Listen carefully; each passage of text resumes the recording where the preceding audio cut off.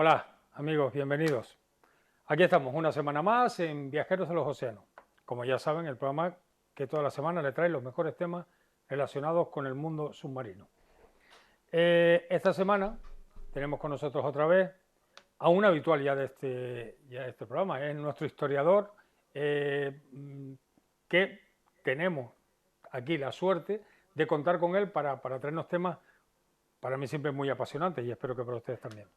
Así que, sin más, vuelvo a darle la bienvenida después de algunas semanas, porque repetimos constantemente, no lo estábamos trayendo a Las Palmas. Vente Vicente, porque, digo, las entrevistas son súper interesantes, sobre todo el contexto y los conocimientos que tiene de la historia submarina, sobre todo de Canarias.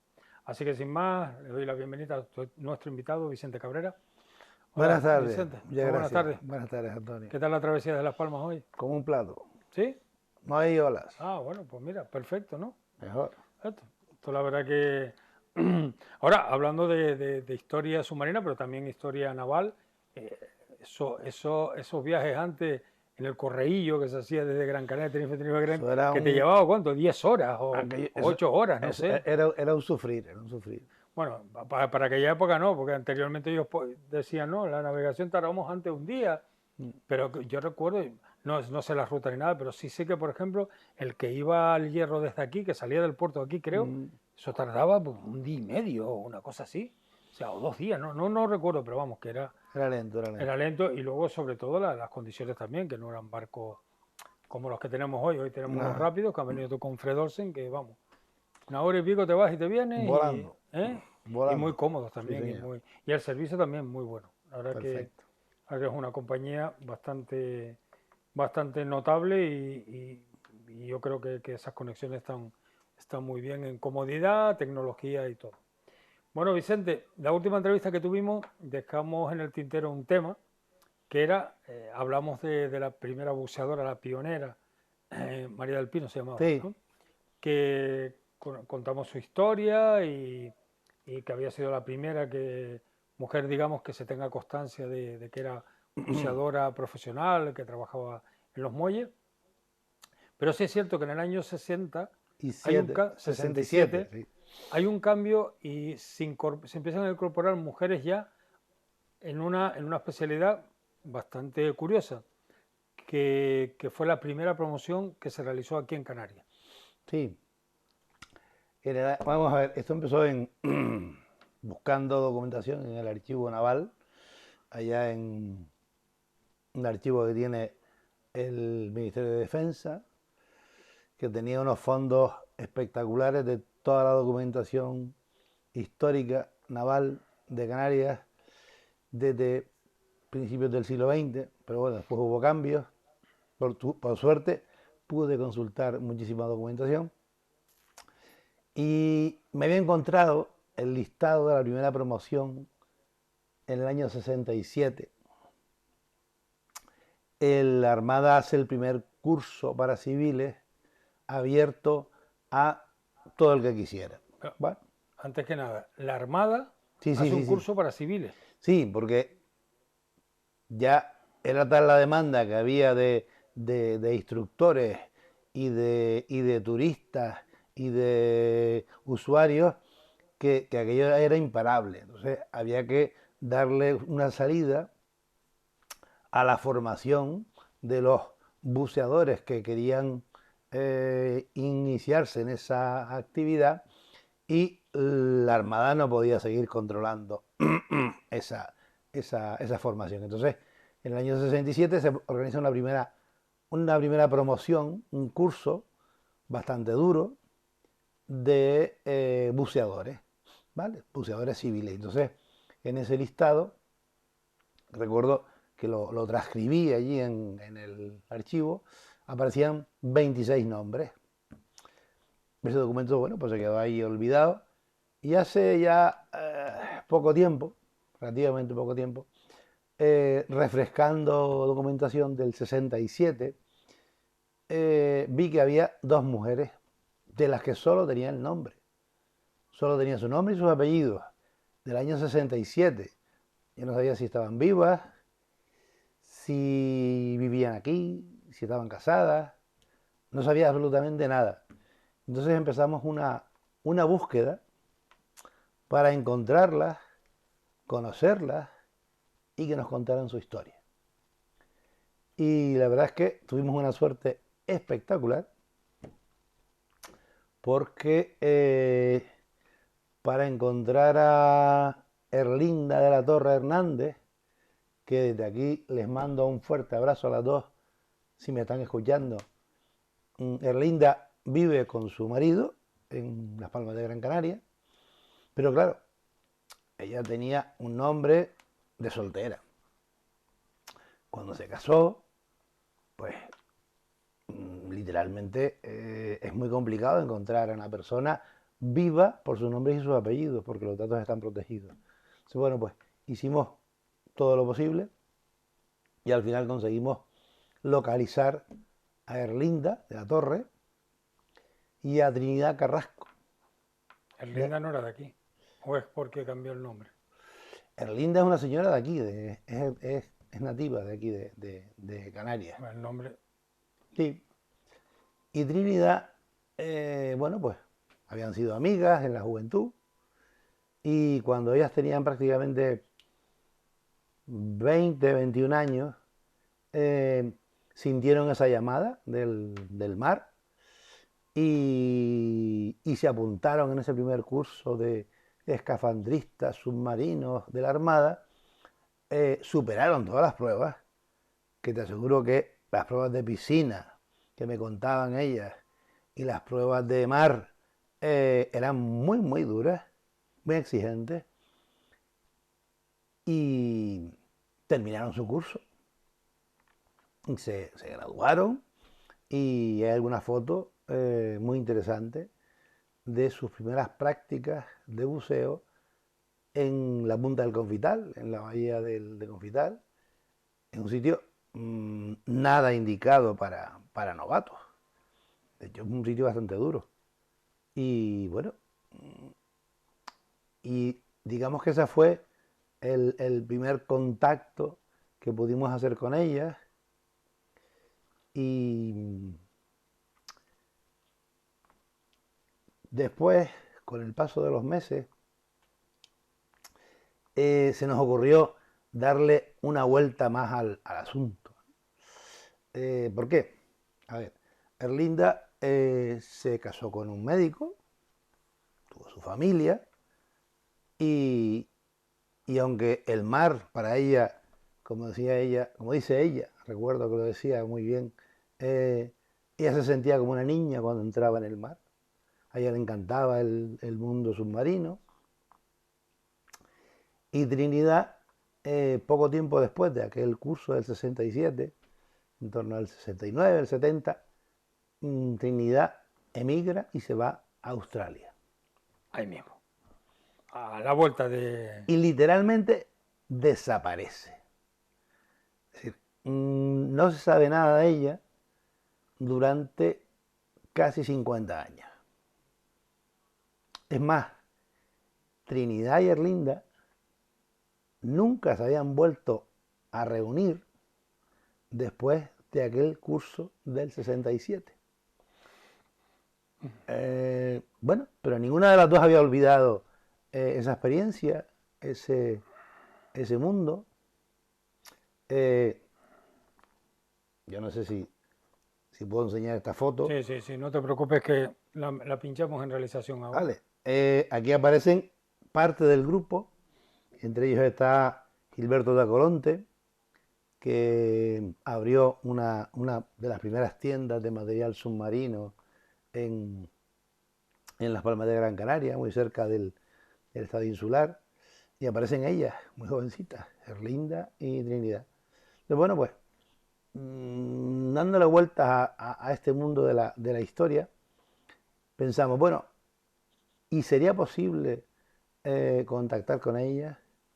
Contactamos con ellas, encontramos a Trinidad en Australia.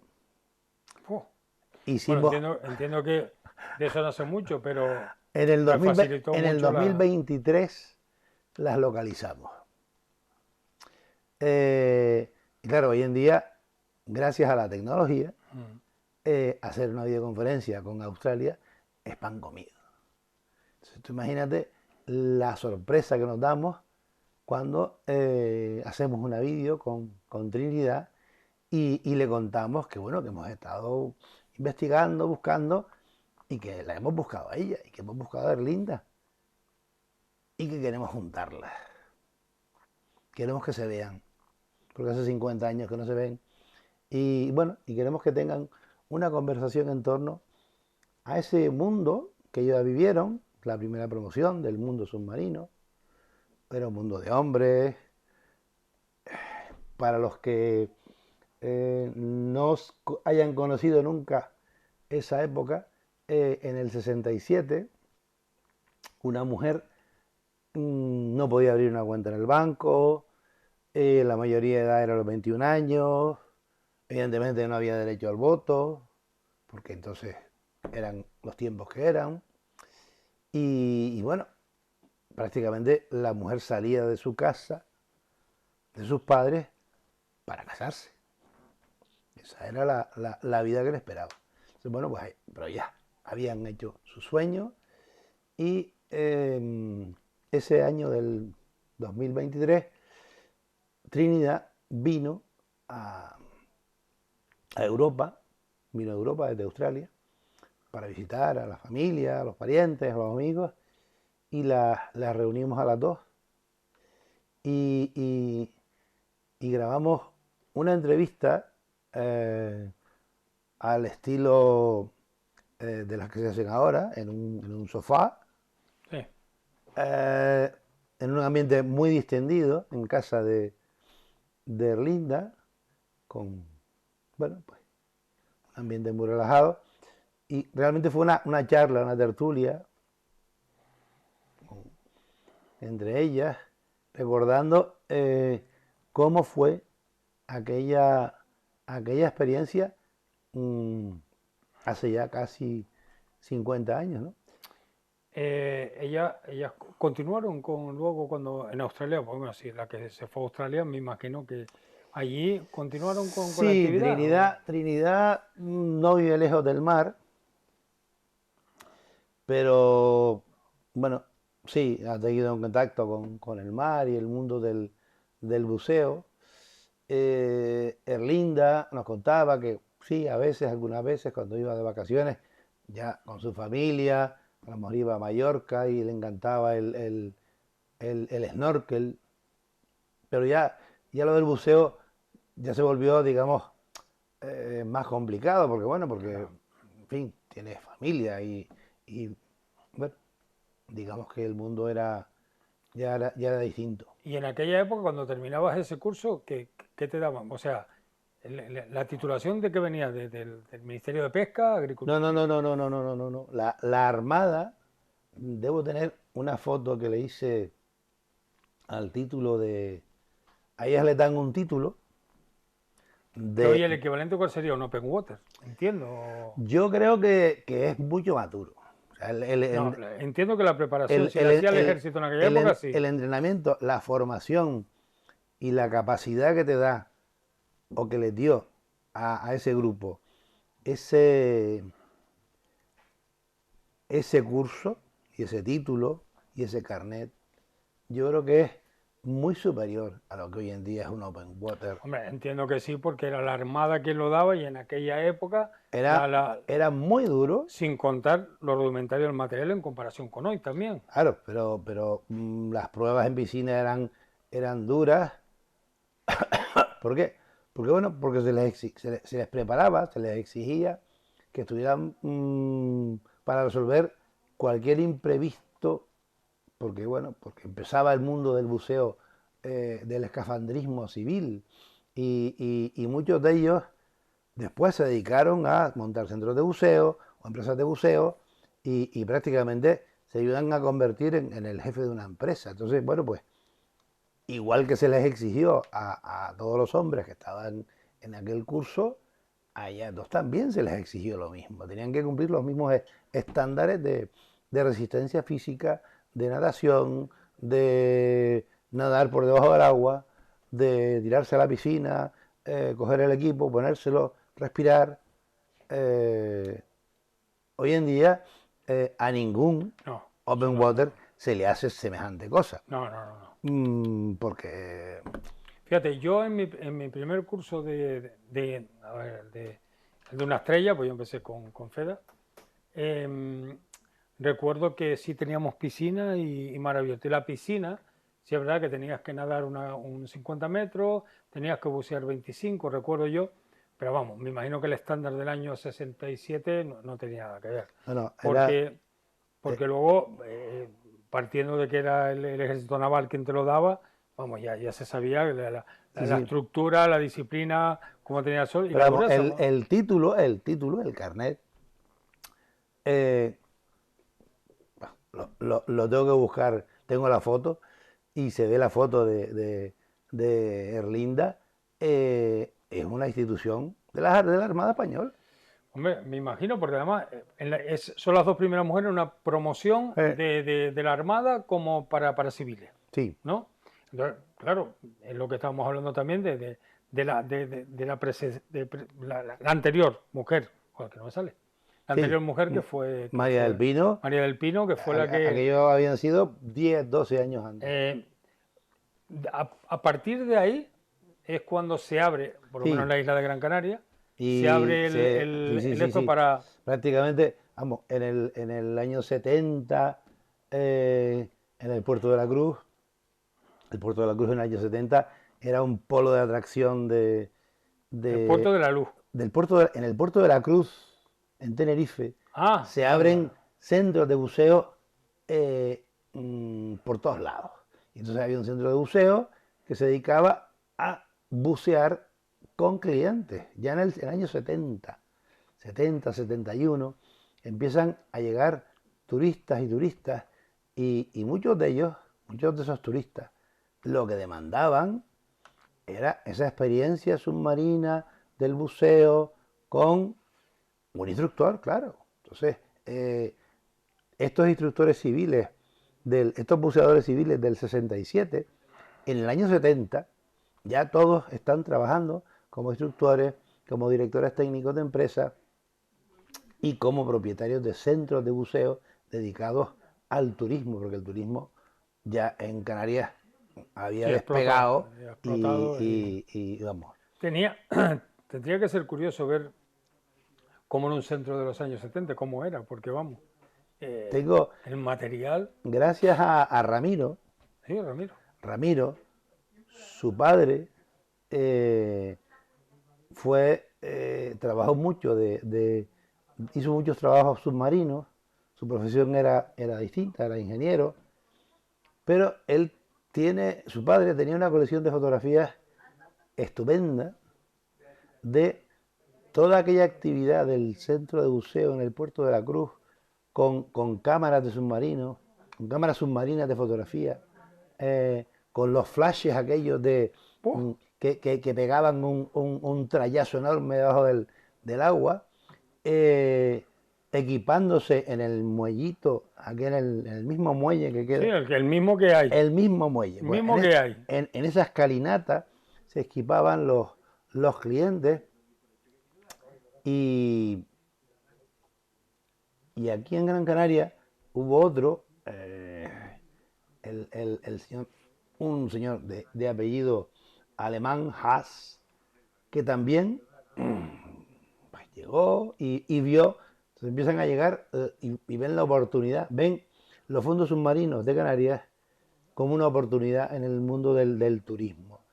Y, y evidentemente las mujeres, como no puede ser de otra manera, llegan como turistas y se incorporan rápidamente a esa actividad. Pero tuvo que pasar mucho tiempo hasta que en esos centros de buceo aparecían también la figura de las instructoras, porque yo recuerdo instructoras cuando yo empecé, pues la verdad que no recuerdo cuando yo No, empecé. a ver, digamos que empiezan con instructores, Mm.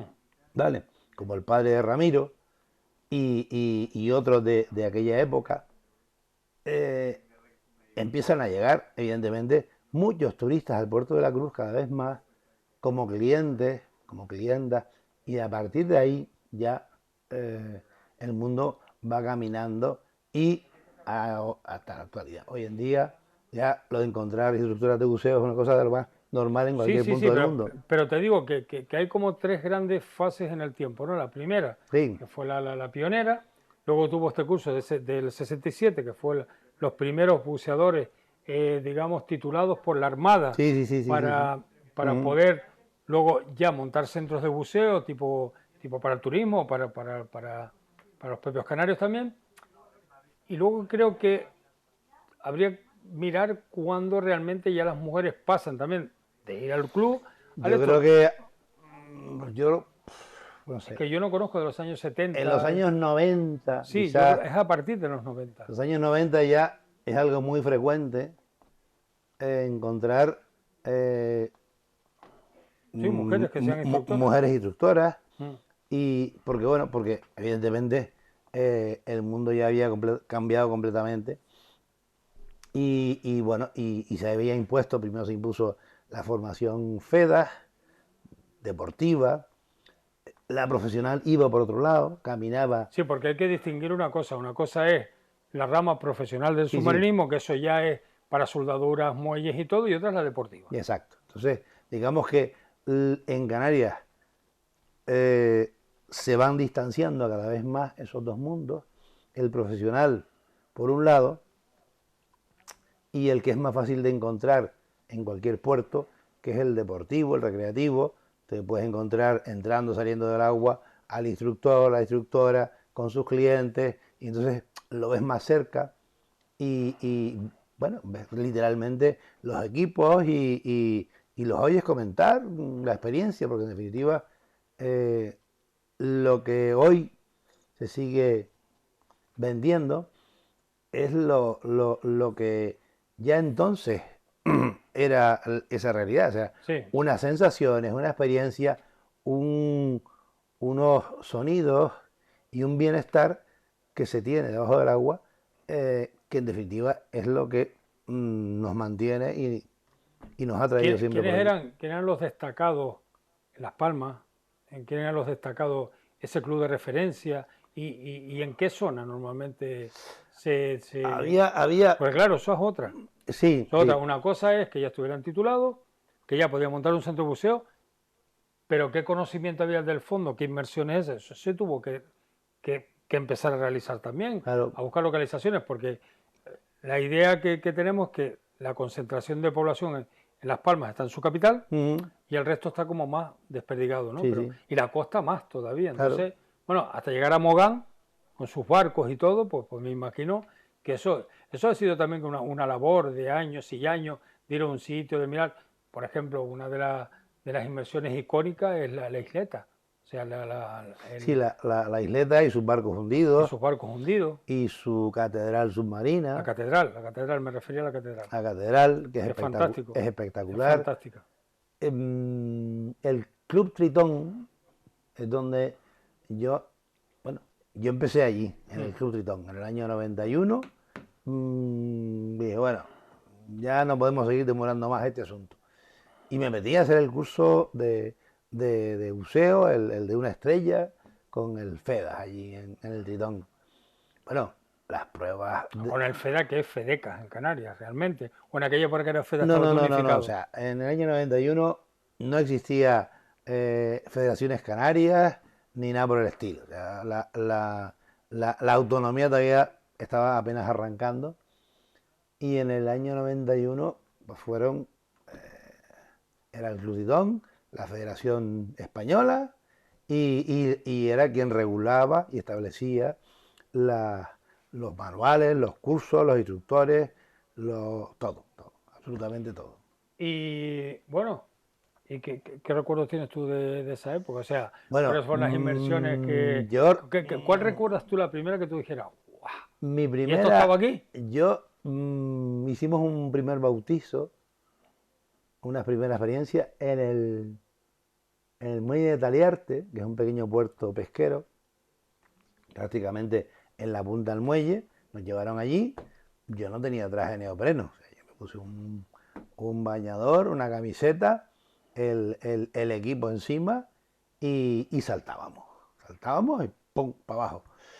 Y luego, bueno, pues abajo en 5 o 6 metros prácticamente nos poníamos en círculo, hacíamos las maniobras, las primeras maniobras de quitarte las gafas, volvértelas a poner, El regulador. ¿sabes? Un poco familiarizarte con los primeros ejercicios. Y el primer buceo, la primera experiencia, yo recuerdo que fue en el Cabrón, en Arinaga. Por cierto, por cierto. El Cabrón es una de las inmersiones, digamos, más icónicas de la isla de Gran Canaria y llama la atención por el nombre. Entonces, mm, ¿por qué el Cabrón? Porque lleva, a ver, la Porque historia. tiene el nombre de un señor que se llamaba Pedro Hernández Cabrón, que fue el que desembarcó por allí y fue el señor de aquellos territorios. Pobrecito, me imagino en la escuela lo que ha tenido que pasar con el apellido ese, ¿no? Bueno, El señor Cabrón que venga a la pizarra. eso fue hace varios siglos, fue cuando desembarcó don Pedro Hernández Cabrón en Arinaga. Y esa zona Eso es, era ese sitio, yo recuerdo ir en el año 91, en mi primera inmersión, mi primer buceo, bajamos a 20, 21 metros de profundidad y, por supuesto, vas sorprendido con todo. Y cuando llegamos por fin abajo, al pie del acantilado, yo me quedé paralizado con la visión de una forma que a 15 o 20 metros de distancia parecía un árbol. Decía, yo me quedaba mirando y decía, es imposible que esté viendo un árbol debajo del agua. Estoy alucinando. Entonces, nos fuimos a acercar y vimos que era un banco de roncadores. Entonces ahí es cuando empiezas realmente a sentirte en un medio único, acogedor, con visiones y sensaciones que nunca se te olvidarán y, y hasta el día de hoy. ¿Has ido Sí, últimamente? sí, sí. ¿Y qué? He vuelto muchas veces. eh, Lamentablemente, este tema del Cabrón daría para hablar de complicaciones que hay ahora. A ver, ya de entrada el Cabrón, que yo sí he estado varias veces, sí te digo que parece que el nombre le pega por la entrada, porque yo creo que no hay inmersión de tierra tan complicada Bueno, como esta inmersión, ¿eh? el sitio, el Cabrón con la punta de las monjas y la otra punta, son entre dos puntas, es el sitio con más actividad de buceo en toda la isla. Sí, sí, ¿De acuerdo? así es. Y genera una economía en torno al buceo que no tiene ningún otro sitio. Pero la gente dice la reserva marina del Cabrón, no es reserva, ¿Vale? pero la No. gente le llama reserva. Porque hubo un proyecto de reserva marina del Cabrón que nunca cuajó y entonces lo que está protegido eh, contradictoriamente es la zona terrestre. La zona terrestre es un espacio natural protegido terrestre. Y actualmente está regulado de tal manera que no permite el tránsito con vehículos por los caminos y pistas que llegan hasta el punto de buceo. Con lo que me temo que las autoridades han complicado muchísimo la actividad del buceo en el mejor punto de la No isla. la han complicado, o sea, la han destrozado porque la única manera de llegar de donde te coge la carretera hasta donde está el Cabrón tiene que Sí, ser en un barco. sí. No tiene otra manera. Entonces, Y ahora está regulado así, no pueden entrar los coches. está regulado, sí. Pero entran los coches. No deben entrar porque si entran Una cosa de este país, lo que no se debe hacer y sí, otra cosa sí, lo que se hace. claro, claro, pero yo no recomiendo a nadie que vaya con un vehículo hasta allí, intente llegar a la costa para bucear y deje el coche aparcado. Porque Sí. cuando salgas te vas a encontrar una denuncia. Pues sí que lo han complicado, pero el motivo, bueno, pues entiendo, si es una zona protegida, pues no puede circular. Pero claro, Ya. le estás quitando una de las inversiones, yo creo, si no la más, una de las más importantes de la isla. Le estás quitando, además, a una actividad económica que es muy potente en Canarias, Es muy natural. ¿eh? Eh, y haces cuando los buceadores, cuando cualquier visitante o cualquier nativo experimenta y le gusta el buceo, se convierte en un defensor profundo del medio marino, de la biodiversidad y de los paisajes. Eh, si les empiezas a quitar eso, eh, posiblemente la gente acabe reaccionando mal. Hombre, y tanto, porque en la isla de Gran Canaria, yo lo que sí he notado, tampoco la conozco como conozco Tenerife, pero lo que sí he notado es que las inmersiones me da la impresión de que o no se conocen todas o están muy distantes. Por ejemplo, yo conozco importantes Sardina, Tufia, los barcos de Mogán, y entiendo que hay muchísimas más, pero me da como que están más, no sé. Hay muchísimas. Hay algunas desde tierra, que bueno, que son, digamos, más incómodas y con las que hay que contar muy bien con el factor meteorológico a la entrada y especialmente a la salida, Sí, sí. ¿vale? Porque tienes que tener en cuenta qué te vas a encontrar cuando vas a salir. Y luego, en pecios, en barcos hundidos, hay una oferta y en formaciones submarinas como la catedral de la isleta, hay una oferta enorme. Eh, Quizás, si te parece bien, sería el momento de recordar a Sergio Hankett Sí, ya. con, con sus guías de buceo. Él nos enseñó y documentó eh, todos esos sitios que son, no diría innumerables, pero sí tienen un número muy, muy elevado. Digamos que la oferta es enorme, pero claro, hay que apoyar esa actividad deportiva, turística y recreativa. Por cierto, hace muy poco le dedicamos un programa a Sergio Janque y a Nicolás, el que estaba en el Club de Centro de Fuerteventura, Sí. que era uno de los que mantuvo también una especie de acuerdo en reservas en el Beril Grande y el Chico, Ujú. donde hay una concentración de meros brutal, Sí, brutal. Y desgraciadamente falleció también. sí, lo sé. Bueno, em, la verdad que ha sido un palo muy fuerte, sobre todo para los de este mundo y sabiendo los divulgadores, que era por ejemplo Sergio, uno de los mejores divulgadores y fotógrafos de Canarias, Ujú. que exportó las guías, que han sido, por reiterar la palabra, ha sido la guía nuestra también muchas Sí, sí, veces, sí, de sí. decir, oye, esta inversión tuvo un trabajo de campo enorme, Sergio, enorme.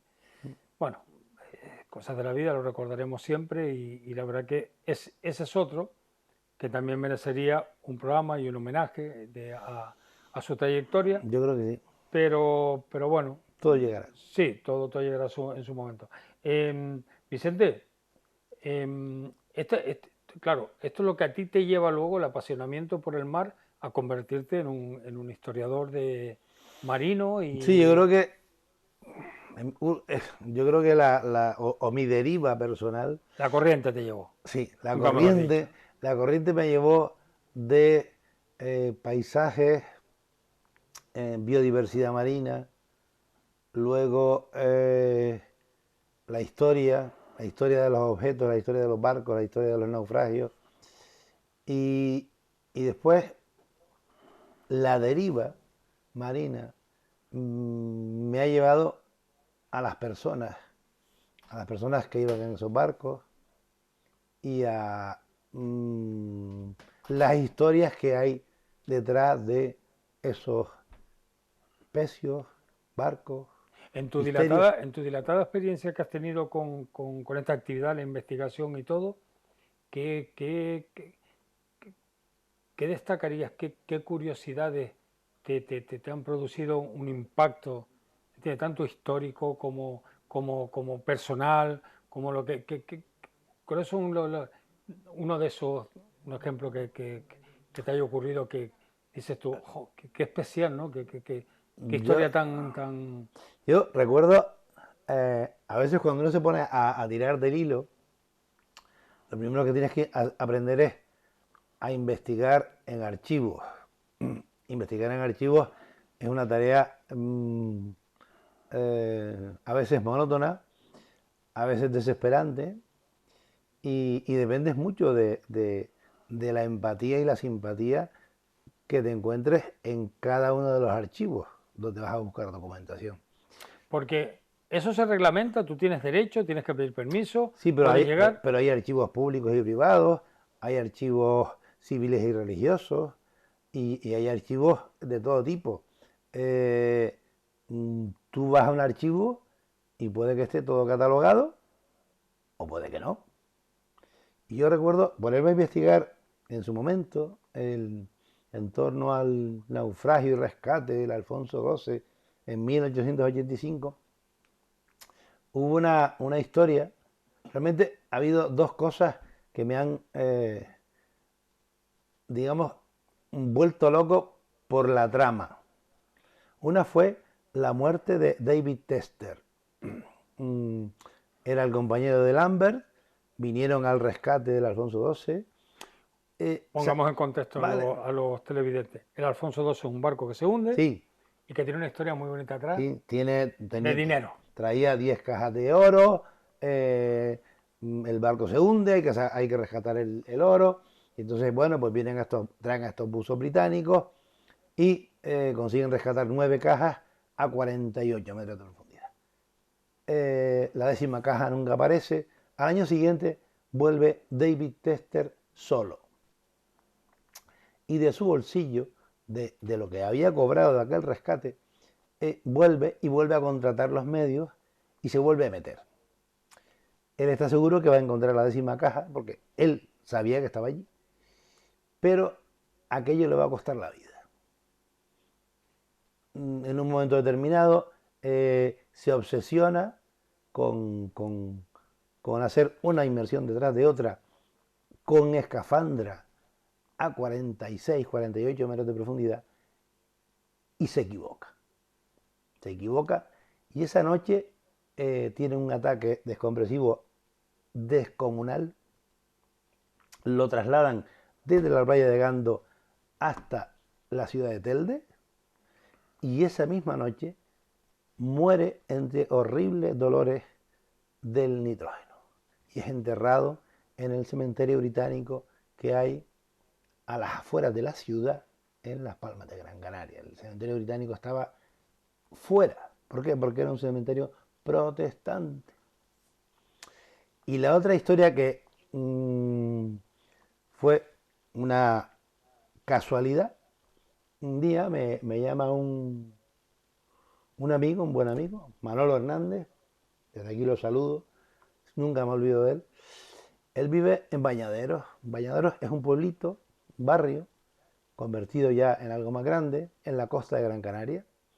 Un día me llama y me dice, oye, que en la sacristía de la iglesia de Bañaderos hay una campana antigua que procedía de un barco y de un naufragio. Y yo decía, vamos a ver qué es lo que hay. Bueno,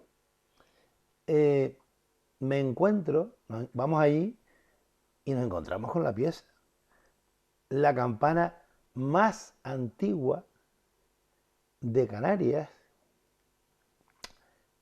fundida en bronce, con una inscripción en latín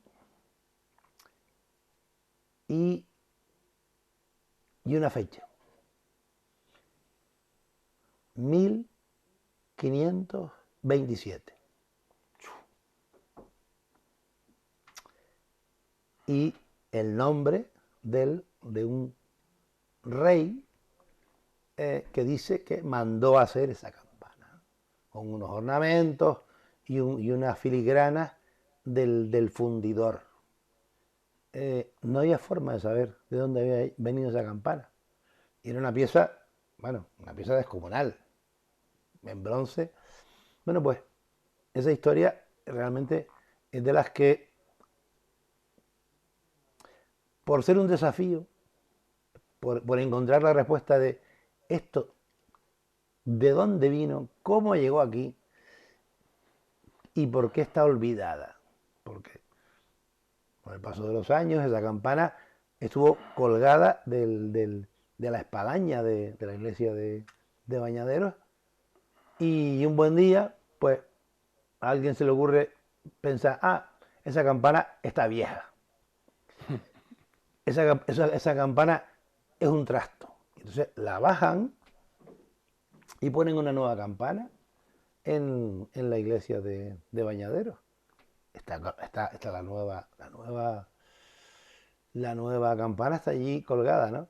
Bueno, la antigua campana se escapó por los pelos, porque hubiera desaparecido si el párroco no llega a ser lo suficientemente avispado y decir, no, esto de aquí no se mueve, esto aquí se queda.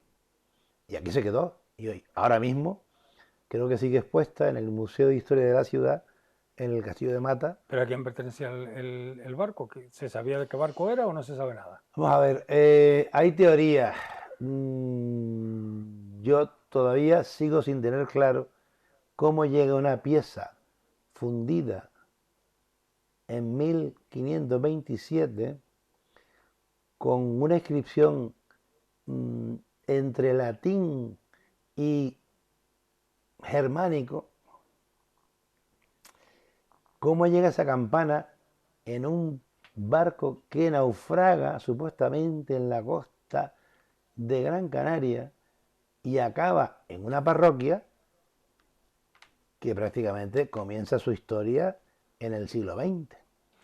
Pues bueno, pues vamos a ver si consigues averiguarlo y nos lo traes unos días y nos cuentas. Bueno, estamos llegando al final, pero yo sé que ustedes, si han seguido el programa, se han quedado con la misma duda que me he quedado yo. Y antes de despedir a nuestro invitado, sí quiero hacer la pregunta que todos ustedes están diciendo, pero yo se la voy a hacer, porque sé que todos ustedes están pendientes de eso.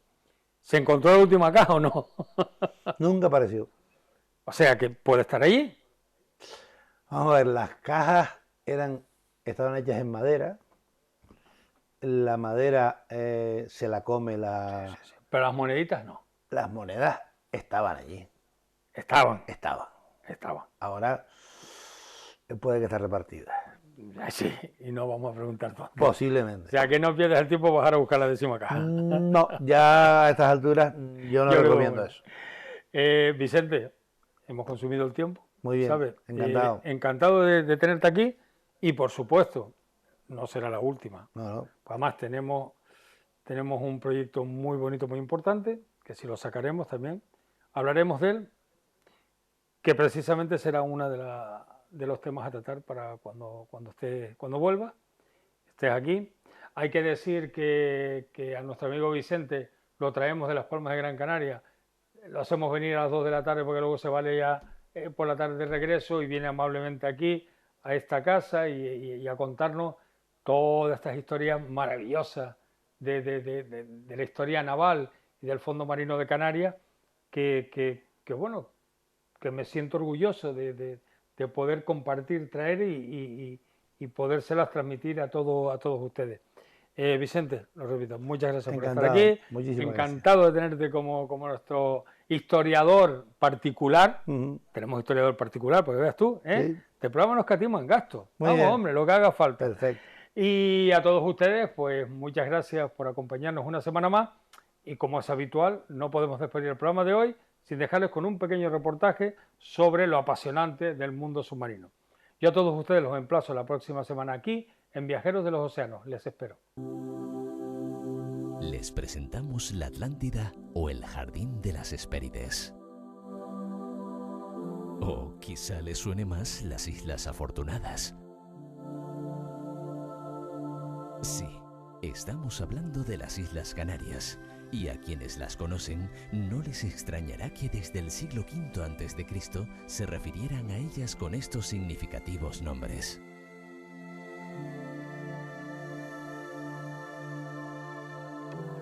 Compuesta por 7 islas mayores y 6 menores, el archipiélago canario cuenta con 7.446 kilómetros cuadrados y alrededor de 3 millones de habitantes que disfrutan todo el año de unas temperaturas privilegiadas y de una diversidad física y biológica casi única en el mundo.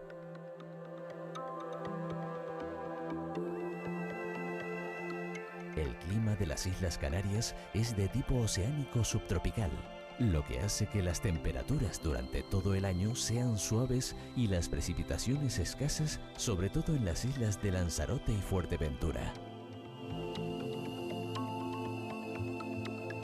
Los vientos alisios muy frecuentes en el archipiélago son los responsables de este efecto suavizador del clima.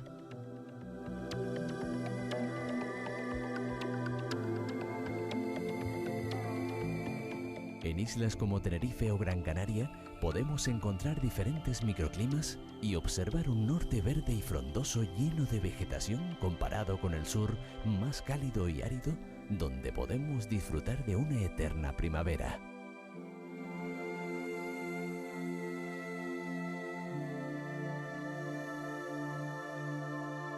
El archipiélago canario nos ofrece 1.583 kilómetros de costa para disfrutar de sus aguas cristalinas.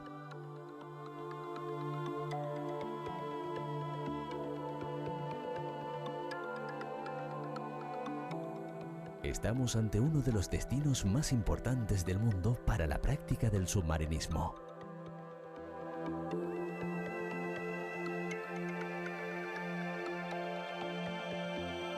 Su abundante vida, paisajes surrealistas y grandes pecios cumplirán con las expectativas del más exigente de los buceadores.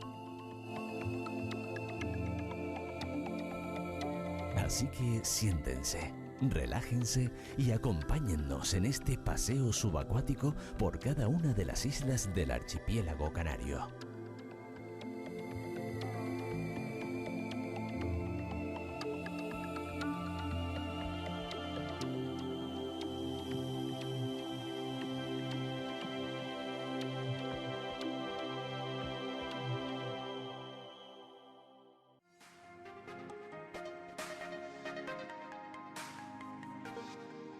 En la parte noroccidental del archipiélago se encuentra la isla de La Palma, también conocida como Isla Bonita o Isla Verde por sus exuberantes bosques y extraordinarias bellezas naturales.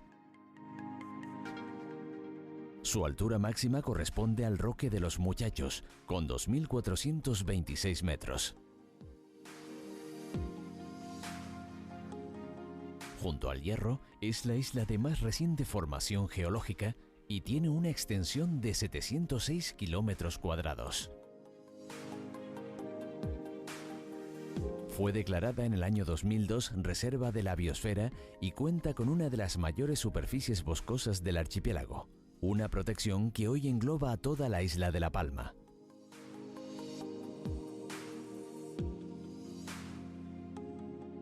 Bucear en esta isla con una temperatura media en invierno de 19 grados y de 25 en verano es un auténtico privilegio.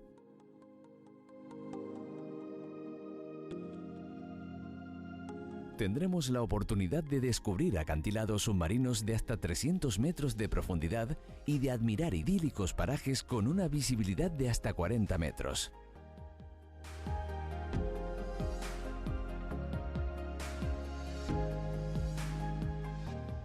Dos de las inmersiones más conocidas son el Torreón de Malpique y las Cruces de los Mártires de Tazacorte, ambas situadas en el sur de la isla, justo al lado del faro de Fuencaliente.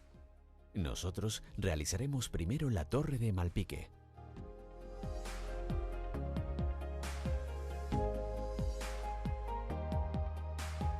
Salimos de una pequeña playa de arena negra y nos dirigimos hacia el Torreón. El fondo que encontraremos es una combinación de arena y beriles de basalto.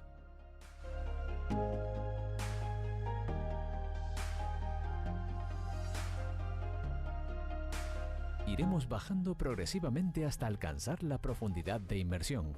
Así tendremos la oportunidad de calibrar corriente y visibilidad.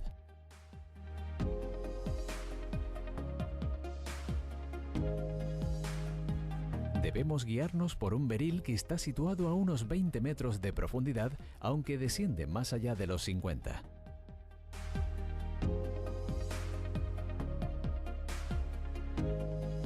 El azul intenso nos muestra lo profundo de esta zona, lo que nos hace tomar todas las medidas de seguridad para bucear en este tipo de aguas.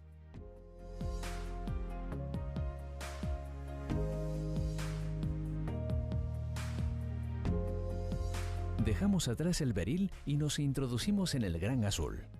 Queremos grabar el momento en el que la torre emerja de las profundidades.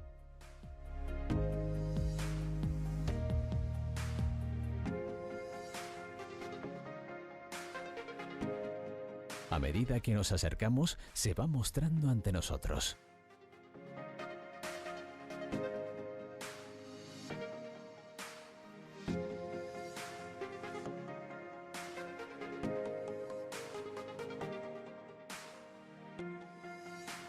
Este inmenso monolito se eleva más allá de los 50 metros del lecho marino y sus paredes están recubiertas de coral negro.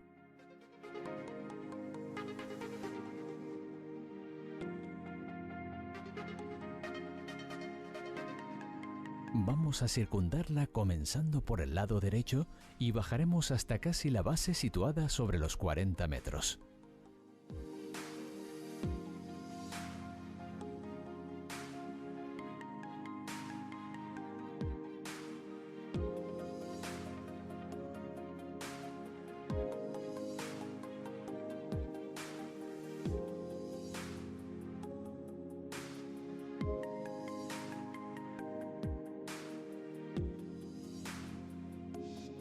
Es un espectáculo único.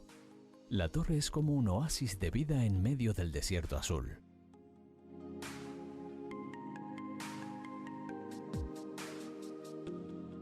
El coral negro suele encontrarse por debajo de los 20 metros de profundidad.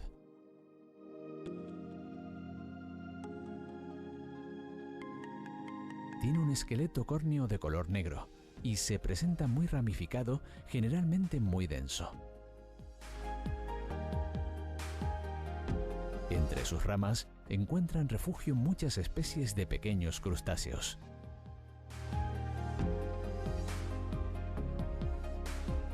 Es una especie endémica de la región macaronésica, Azores, Madeira, Canarias, Cabo Verde y la costa africana entre el Sáhara Occidental y el río Gambia.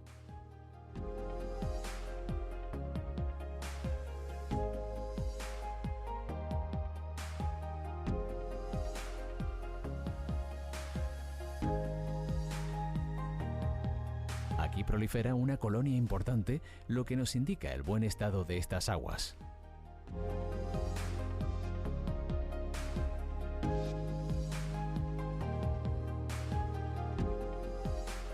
Nos encontramos con otra formación singular, un arco de piedra. Es increíble lo que la lava puede llegar a formar cuando entra en contacto con el agua y se solidifica.